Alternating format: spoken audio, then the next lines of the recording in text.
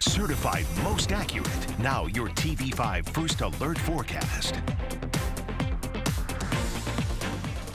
I'm First Alert Meteorologist Mathieu Mondro with your Friday morning forecast update. And as we go into this Friday, we are tracking a much quieter day after the storms that we had on Thursday night. But if you do have any cleanup to do today, the good news is that the weather will be cooperating nicely for that. We have plenty of sunshine here in mid-Michigan, highs into the low 80s as we go into this afternoon. Low to mid 80s, really just on either side of 83 degrees. So these temperatures very summer-like, just like we had yesterday. And thanks to a southwest wind today, that also does mean that we are going to see the shoreline warming up a little bit more too, now into the 70s.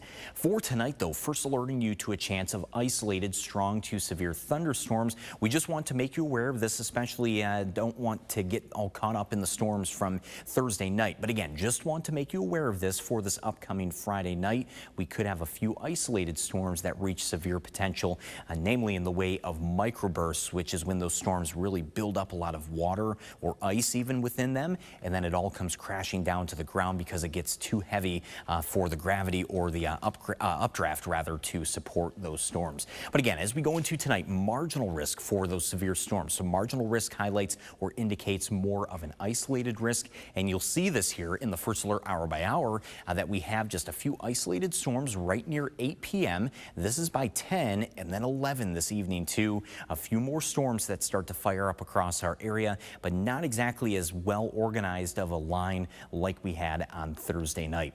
Those storms out of here by 2 a.m. The rest of the overnight much quieter in that regard. Still some rainfall, but really just some light scattered rainfall that remains for the rest of the night and as we go into Saturday.